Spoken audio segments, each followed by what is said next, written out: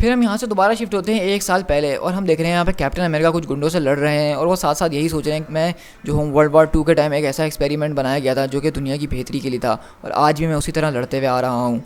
जब उन गुंडों से फारिग हो एक छत पे बैठे हुए होते हैं तब निक फ्यूरी उनको अप्रोच करते हुए आते हैं और निक फ्यूरी जो है उनको ये सारी इन्फॉर्मेशन बताते हैं कि उनके साथ क्या हो रहा है। तो पहले तो कैप्टन अमेरिका बोलते हैं कि आप अपने शील्ड्स के एजेंट्स को क्यों नहीं यूज़ कर रहे हैं। तो कह रहे हैं कि ये काम जो है मैं ऑफिशियली नहीं कर सकता हूँ, मुझे इसकी परमिशन नहीं मिली है, तुम्हारी कंट्री के लोग जो हैं वो ये नहीं चाहते हैं। तो कैप्टन अमेरिका बोलते हैं चलो ठीक है, फिर मैं एवेंजर्स का सैम्पल करने की तैयारी करता हूँ। तो निक फ्यूरी बोलते हैं कि नहीं नहीं, कोई एवेंजर्स नहीं, ना कोई एवेंजर्स ना कोई शील्ड, अगर तुम्हें काम करना है तो तुम्हें सिर्फ मेरे लिए काम करना होगा। तो कैप्टन अमेरिका बोलते हैं अगर ना एवेंजर्स तो ना शील्ड तो फिर तुम चाहते क्या हो। तो निक फ्यूरी बोलते हैं कि मुझे कुछ सीक्रेट चाहिए।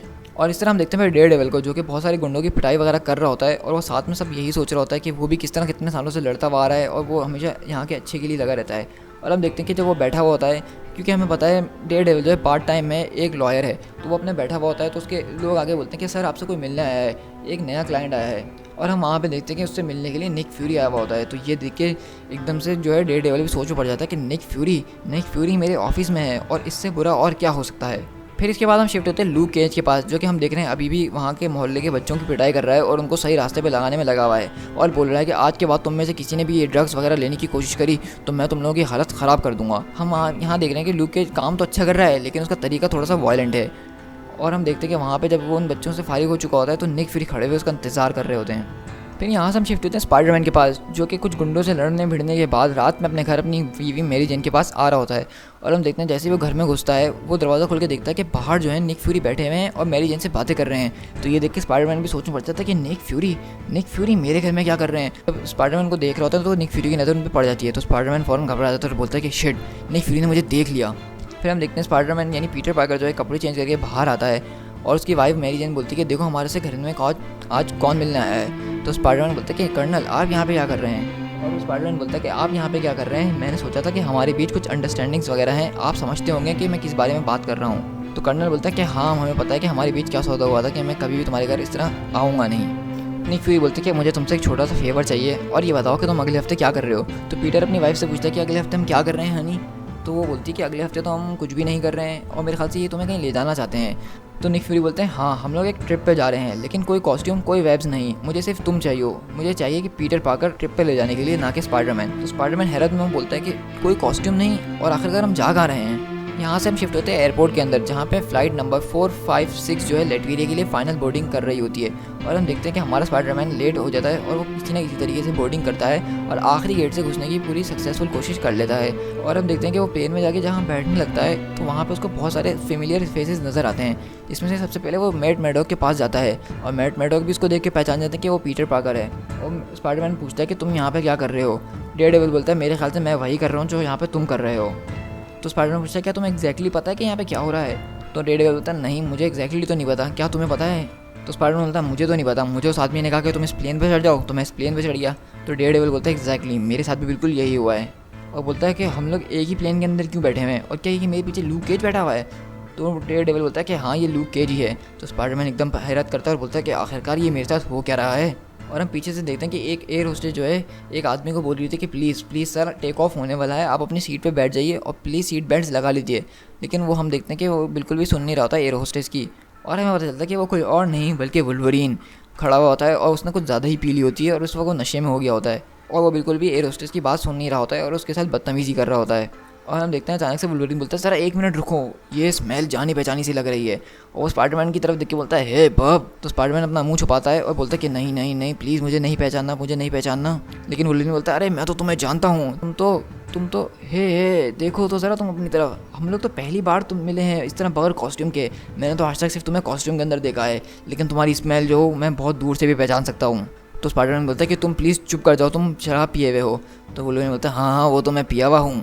तो डेयरडेविल पूछता है कि लोगन तुम्हारे पास तो मेटल स्केलेटन है और तुम यहाँ पे प्लेन में कैसे चढ़ाए हो। तो वुल्वरीन बताता है कि मेरे पास एक स्पेशल कार्ड है जिसके मुताबिक मेरे सर के अंदर प्लेट्स जली हुई हैं, इसलिए मैं वो लेके घूमता हूँ जब भी मुझे एयरपोर्ट पे जाना होता है। लेकिन वो एयर होस्टेस जो है उसको बोलती है कि सर प्लीज़ आप बैठ जाइए, अब हमारा टेक ऑफ का टाइम आ गया है, आपको चोट वोट लग सकती है। लेकिन वुल्वरीन जो है अजीब सी हरकतें कर रहा होता है क्योंकि वो शराब पिया होता है। लेकिन पीछे से आवाज़ आती है कि बस बहुत हो गया, क्या तुमने सुना नहीं कि तुमसे उस लेडी ने क्या कहा, चुपचाप जाके अपनी सीट बैठ जाओ वरना मैं तुम्हें जहाज़ से उठा के बाहर फेंक दूंगा, समझ में आई सोल्जर। और हम देखते हैं कि वहाँ पे वो कैप्टन अमेरिका बैठे हुए होते हैं अपने सिविलियन ड्रेस में और वुल्वरीन जो है कैप्टन अमेरिका से फ़ौरन डर जाता है और आके अपनी जगह पर बैठ जाता है।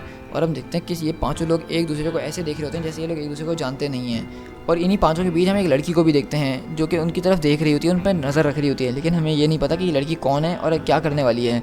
और हम देखते हैं कि उनका प्लेन जो है टेक ऑफ कर जाता है।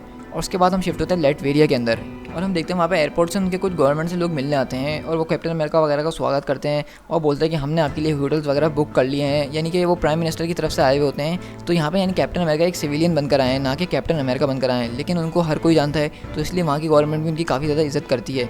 और हम देखते हैं कि वो लोग एयरपोर्ट से जब निकल रहे होते हैं तो उनको एक लड़की नज़र आती है, इसको देखते हैं मैथ्यू मैडॉक पहचान जाता है और वो कोई और नहीं बल्कि ब्लैक विडो होती है, यानी नताशा रोमानॉफ। तो वो पूछता है नताशा रोमानॉफ तुम यहाँ पे क्या कर रही हो? तो वो बोलती कि मैं तो बस यहाँ के कल्चर में घुलने मिलने की कोशिश कर रही हूँ, क्या मुझ पर बुर्का अच्छा लग रहा है या नहीं लग रहा? और हम देखते हैं वहाँ पे वो जो सारे मेंबर्स होते हैं वो नताशा से मिलते हैं, क्योंकि नताशा को तो तकरीबन हर कोई जानता है। और हम देखते हैं कि वो लोग जो है नताशा के साथ जा रहे होते हैं, लेकिन वही लड़की जिसको हमने प्लेन में देखा था वो भी इन लोगों के साथ पीछे पीछे आ रही होती है। तो वुल्वरीन बोलता है ए छोटी बच्ची तुम उस तरफ जाओ, ये रास्ता हमारा है। तो वो लड़की बोलती है कि मैं भी तुम लोगों के साथ हूँ ग्रुप में। तो वो सारे पूछते हैं तुम हमारे साथ कैसे हो सकती हो और तुम हो कौन? अगर तुम्हें पता चलना होता तो अब तक पता चल चुका होता। और हम देखते हैं कि वो लोग एक घर में बैठ के सारी प्लानिंग्स वगैरह कर रहे होते हैं। तो वुल्वरीन पूछता है कि उस आदमी ने ये सारा प्लान यहाँ पे क्यों करा है? और हम देखते हैं कि वो नताशा जो है सारे रूम को स्कैन वगैरह कर रही होती है कि यहाँ पे कोई किसी उनकी बात वगैरह तो नहीं सुन रहा। तो नताशा बोलती है कि रूम बिल्कुल क्लियर है, तो अब हम लोग बात कर सकते हैं। और हम देखते हैं कि वहाँ पे दरवाजे में नॉक होती है और एक रूम सर्विस के लिए एक आंटी आती हैं। तो नताशा बोलती है कि यू गॉट डेट सर। और उसके बाद हम देखते हैं कि वो जो औरत होती है वो अपनी घड़ी में से एक बटन प्रेस करती है, जिसके बाद वो जो है निक फ्यूरी के अंदर ट्रांसफॉर्म हो जाती है। मतलब निक फ्यूरी जो है एक औरत के रूप में घूम रहे थे, यहाँ पे ऐसे छुप गए। ये देख के सारे लोग एकदम हैरान हो जाते हैं कि निक फ्यूरी के पास इतनी हाई टेक्नोलॉजी है। और निक फ्यूरी बोलते हैं कि आप सबका शुक्रिया कि आप लोगों ने मुझे यहाँ पे ज्वाइन करा। तो निक फ्यूरी अपनी बात शुरू करें इससे पहले स्पाइडरमैन बोलता है कि बस यार बहुत हो गया, मेरे पास बहुत सारे सवाल हैं, सबसे पहले तो मुझे बताओ कि ये सारी कहानी एक टॉप सीक्रेट है ना? तो निक फ्यूरी बोलते हैं हाँ बिल्कुल, इसमें कोई शक नहीं है। तो फिर ये बताओ अगर ये एक सीक्रेट मीटिंग थी तो तुमने हम सबको एक ही प्लेन से यहाँ पे क्यों बुलवाया? क्या इस प्रकार किसी को शक नहीं होगा? तो निक फ्यूरी बोलते हैं कि तुम में से एक टीचर है, एक लॉयर है और एक बच्चों को भगाने वाला बॉडीगार्ड है, और लोगन वो पता नहीं क्या है, और एक कैप्टन अमेरिका है। तो इतने लोग यहाँ पर रोज़ाना आते जाते रहते हैं, तो तुम लोग इस तरह यहाँ पे आ जाओ तो इसमें कोई बड़ी बात नहीं है, क्योंकि यहाँ पर रोज़ाना बहुत सारे लोग आते जाते रहते हैं। इतनी गौर से सिर्फ मैं ही देख सकता हूँ और मैं अभी इस वक्त नहीं देख रहा हूँ। तो लूक केज पूछा चलो ये सारी बातें तो बहुत हो गई, और तुम बताओ कि तुमने हमें यहाँ पे बुलाया किस लिए और तुम्हारा प्लान क्या है? तो निक फ्यूरी उनको पूरी कहानी बताते हैं कि हमने एक हफ्ते पहले तकरीबन सारे प्रूफ वगैरह जमा कर लिए और हमारे पास पूरी इन्फॉर्मेशन थी कि यहाँ पे से जो है कुछ लोग जो हैं ख़तरनाक हथियार बना के हमारी कंट्री के अंदर यूज़ कर रहे हैं। तो वुल्वरीन पूछता है कि यहाँ इन सब की शुरुआत कैसे हुई? तो वो बोलता है कि एक टैग थीम क्रिमिनल को हमने पकड़ा और हमने पता लगाने की कोशिश करी, तो उसके आर्मर के अंदर इतनी ज़बरदस्त टेक्नोलॉजीज़ थी जो कि हमारे पास भी नहीं है और वो बहुत ज़्यादा महंगी हैं। तो हमारे हिसाब से ये कंट्री जो है हमारी कंट्री के अंदर इस तरह के टेररिस्ट को भेज रही है। तो निक फ्यूरी बोलते हैं कि मेरे हिसाब से ये एक बहुत बड़े प्लान का हिस्सा है। ये लोग जो हैं इन सारे लोगों को ऐसी पोजीशंस में डाल रहे हैं और वक्त आने पे वो सारे मिलके एक सीरीज़ एक शेड्यूल के तौर पे काम करेंगे। तो यहाँ पे हम अगर देखें तो इनका प्लान जो है एक बहुत बड़ा टेररिज्म अटैक हो सकता है। मतलब ये सारे छोटे छोटे लोगों को पूरे मुल्क के अलग अलग शहरों में डाल दें छोटी मोटी चोरियाँ करने के लिए, लेकिन जब वो एक बड़ा काम आए तो वो सारे मिलके उस प्लान को अंजाम दें। तो स्पाइडरमैन पूछता है कि अगर वो लोग वहाँ पे हैं यानी हमारी कंट्री में, तो हम लोग यहाँ पे क्या कर रहे हैं? तो तुम क्या चाहते हो कि हम लोग इस कैसल के अंदर घुस के सबको मार के वापसी आ जाएं? तो निक फ्यूरी बोलते हैं नहीं, हम लोग उस वहाँ पे जाएंगे लेकिन उनकी गवर्नमेंट को भी गिरा कर आएंगे। और फिर हम शिफ्ट होते हैं टुडे यानी आज की बात में, यानी हम वो सब जो कहानी देख रहे हैं वो 1 साल पहले की है। और हम देखते हैं कि यहीं निक फ्यूरी जो है हॉस्पिटल में लूक केज के पास खड़े हुए हैं और वहाँ पे हम देखते हैं कि कैप्टन अमेरिका भागते हुए आते हैं और बोलते हैं कि नहीं ये सच नहीं हो सकता, और देखो तो ज़रा कि तुम भी यहाँ पे खड़े हुए हो। तो कैप्टन अमेरिका बोलते हैं कि मैंने तुमसे कहा था फ्यूरी, मैंने तुमसे कहा था कि ऐसा कुछ होगा। तो निक फ्यूरी बोलते हैं कि आराम से सोल्जर, आराम से, इन लोगों के सामने नहीं। लेकिन कैप्टन अमेरिका कुछ नहीं सुनते और निक फ्यूरी को बहुत ज़ोर से लात मारते हैं और बाहर निकाल देते हैं और चिल्लाते हुए बोलते हैं कि मैंने तुमसे कहा था कि ऐसा कुछ होगा, तुमने जो हमारे साथ करा उसके लिए लानत है तुम्हारे ऊपर। To be continued.